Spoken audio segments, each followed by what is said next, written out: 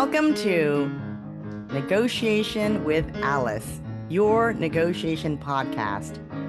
Everything that you do where you need to get on the same page with someone else is a negotiation. So whether you have to negotiate a contract with someone, or you simply need your boss to sign off on that program that you'd like to implement, or you want to figure out how to rebalance the chore structure in your home, or talk about what vacation you want to go on. All of these things are negotiations. So in my podcast, we go over both personal and professional conversations, which all are considered negotiation, and I will give you tips on how to come out ahead. Welcome to the show. Welcome, listeners, to another episode of Negotiation with Alice. Today, I have a return guest, Stacey Lapuk. Stacey is an interior designer. She's been on, actually, I think a couple times, once to ask a question and then once to actually let us know how her negotiation went. So I believe Stacey's here again today to ask for some more negotiation advice. But Stacey, welcome, and please introduce yourself to everyone. Thank you. Yeah, I have an interior design firm for many years, and it's primarily high-end design. We do timeless design aligned with nature because of our work with biophilic design, which sounds, like a disease or something, but if you're interested, check out on my website. I have a lot of information. Awesome. So what's your question for me today? So this is my question. I was referred to a potential client from a very well-known lighting designer who I'd worked with in the past.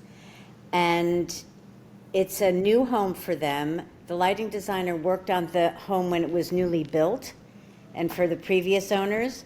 And now in between, various electricians have gone in and messed things up. And the client is the new client, new homeowner, is upset with the way lights are flickering and, just the whole electrical system as a whole. She also needs a designer. She's never worked with a designer before. She sounds fairly young.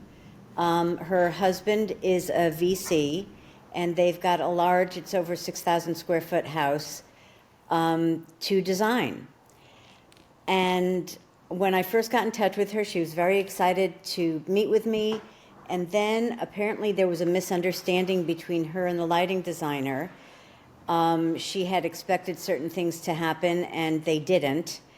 And my response was, it's best to have a design plan before you really get into the lighting, so you're not doing something that you're going to have to redo down the road.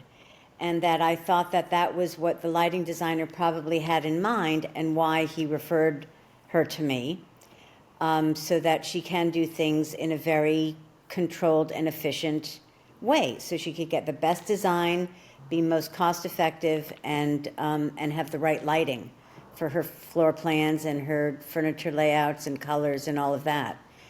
So she was really disappointed that he hadn't gotten back to her with a plan. There was a miscommunication between the two of them. And she thanked me for my clarity, but she wanted to get her bearings. And she was meeting with a new lighting contractor.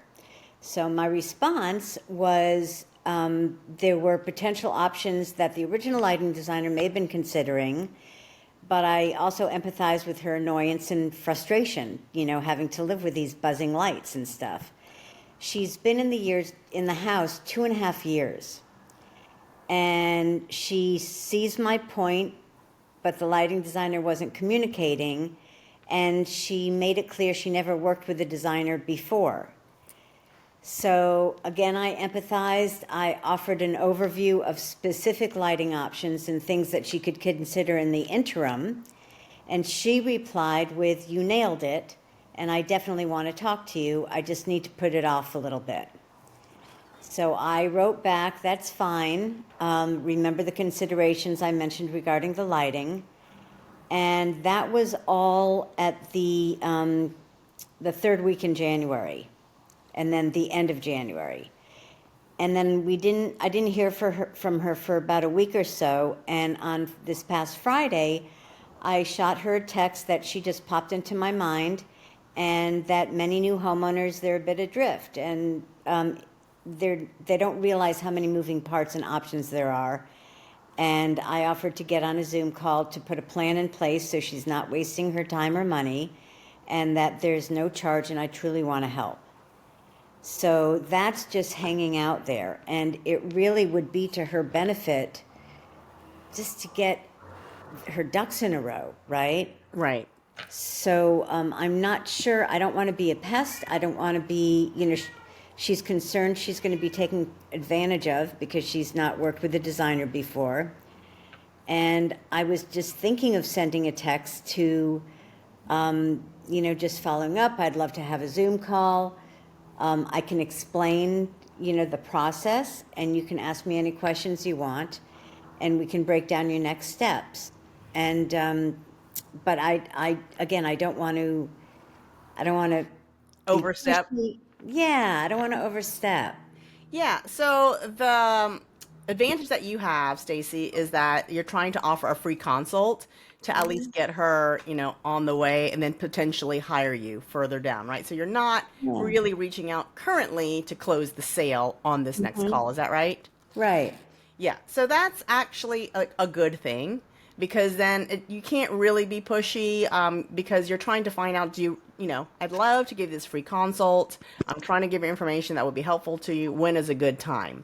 So it would be great if you move forward with her with an assumption that she's just been busy and when is a good time to actually set the time because you're not trying to close a sale. Right. Right. And so anytime in the past when I've done things that are free or it's just some kind of an informational thing and I know that the person needs it, I'll usually just call and say, when is a good time for us to meet so that, and let her know what the period is. Is it 15 minutes? Is it 30 minutes? Is it 60 minutes? Let her know what you expect that window to be so she knows how much time to set aside. And then you can say, and if now is, the next, I don't know, February, and if February isn't a good time, let me know when a good time would be for us to meet in March so that we can have the free consult. And you want to push because you're not closing a sale. So you can push and try Right. to just schedule it because it could be that she's just busy or what have you. And usually, if they don't want it any longer, they can say, actually, I'm not interested anymore. At which time, then you can also ask questions such as, oh, have you found another interior designer? What's going on? Just as a relationship building conversation, right? To say, oh, okay, did you find someone that's working with your current lighting person, right? And that sort of thing so that you can go back and forth. Because usually if you approach the potential client in a way that is relational, Yeah. then they will react to you in a relational way, right? If you were to call me and say, hey, Alice, when is a good time? I'm going to respond and say, oh, actually, Stacey, February's kind of busy, but maybe March 1st, right? Because you're not trying to close me. You're just trying to schedule something Right. that's free. So I would say proceed with that and just say, hey, I know it's been a bit of time. Let's put something in the books. When is a good time for you? And then you can follow up and say, it's been a while since I've heard from you. Are you no longer interested in having a free consult? Does that make sense? Yeah, that's good. I'm typing away here so I can get all my notes together. So yeah, it's been a while since I heard from you, and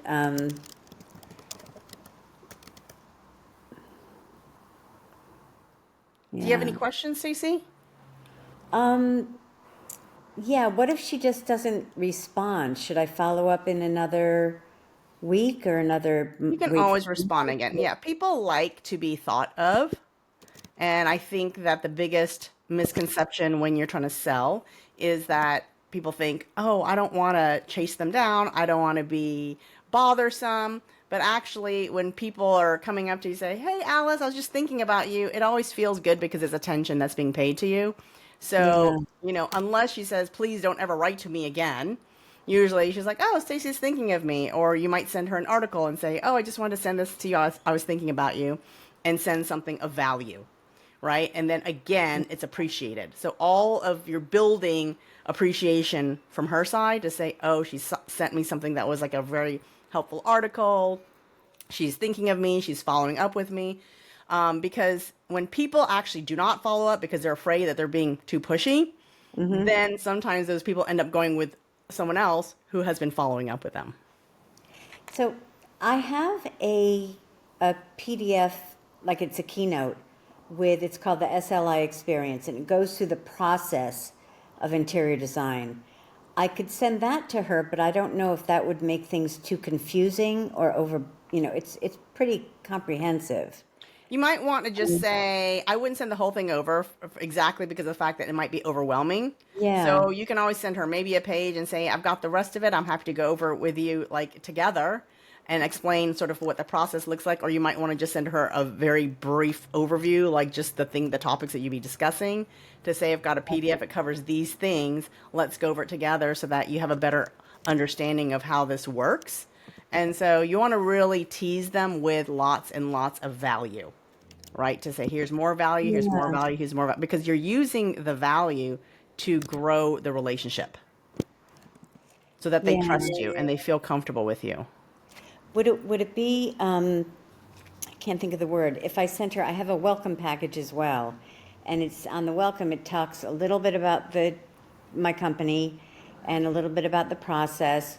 And then it says next steps and how to get started, basically. I would wait for that because Wait, because it's clearly welcome. if she's Yeah. starting to sense you're trying to close her, she's going to Yeah. leave. You don't want to make her feel like you're trying to close her. Yeah. So you don't want to talk about anything about like what you can do. It's always about like what information does she need, as opposed to, hey, I can do this for you, I can do that for you, because that starts to feel very salesy. You don't Yeah. want to do it. Keep the focus on her. What do you need? What kind of information can I provide you? I saw an article. Here's an article, or what have you. When is a good time? If now is not a good time, do you want me to reach out in March? Do you want me to reach out the second week in March and really get a timeline? I always ask, when is a good time? So before, like, let's rewind back to the last time when she says, I'm not ready. Mm-hmm. At that point in time, I would have said, would it be a good time for me to reach back out to you like mid-March or so? Does that sound about right? So I always put a timeline so they can get back and tell me, yeah, that's actually good. Now that they've said that that's a good time, when you write, it's harder for them to ghost you because they gave you the permission to write to them at a Right. specific time. And I like asking her, what kind of information can I provide you now, in the interim? Yes. Just be To make, careful. Don't close too soon, because if you try to close too soon, you can lose the client. would that be considered closing something if I could? No, no, no. But you don't want to start saying like, and this is what we can do for you, and this, right? Like all of the Right, I things. got You don't want to go into it. that Okay. spiel, because that's when people start saying, you know what, I'm going to just go use someone else who's less pushy. You Okay. want to come off, if you want to come off attentive, not pushy. So pushy is constantly saying, I can do this for you, I can do this for you, I can do this for you. Just close with me, work with me, I can do this for you. Attentive is saying, hey, how can I help you? Where are you? Can we schedule something? Like, I'm going to give you something for free, something for a value. Like, I'm going Mhm. to help you feel at ease. I'm going to give you information that empowers you, right? Like, that is very, very different than here's what I can do for you, which is very pushy. Yeah.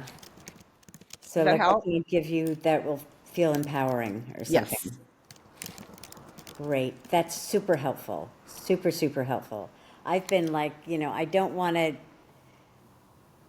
rush her, Right. right? But she's been in the house for 2.5 years, right? And Right. she's still dealing with this. And it's like, girl, But also, you don't know what else is going on in the background. Maybe it's not that's her. true. Maybe someone else is telling her, no, our stocks just went down. We have no extra money, and we have to wait until the stocks Mm. go back up. You have no idea. So you can always ask, like, hey, just curious, like, what's going on your end?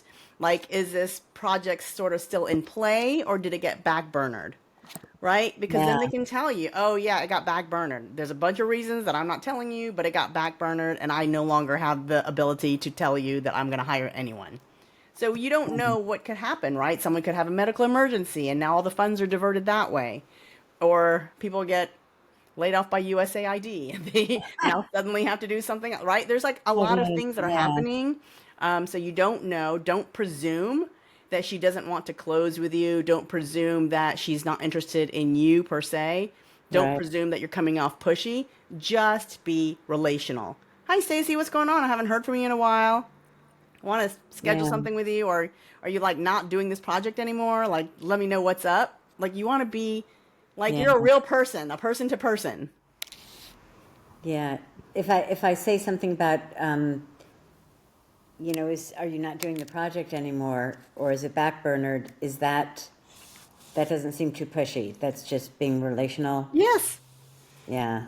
I mean, how would you feel, Stacey, if I asked you that question? If the role was reversed, I am you, and I'm contacting him. Oh, Stacey, just let me know. Like, is this still in play, or like, did Yeah. something else happen? Does it feel pushy if I'm asking in that manner? No, it doesn't. Right, because I'm building a relationship with you, and I'm caring about you. I'm inquiring about you. I'm like, hi, how's it going? People like to know that other people care about them. So if you can show up in a caring manner, they will give you the real answers.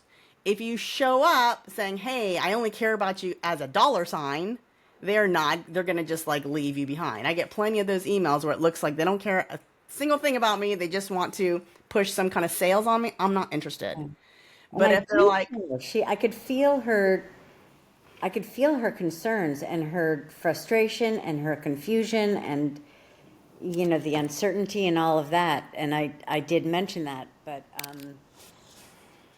yeah, yeah, you can ask that. I know that you were really worried and that you were very nervous, and I'm just curious if there's like if we can get something on the books because this is free and I want to be able to give you the confidence that that you need to go forward on the project. Right? So now it's not about you, it's not about hiring you.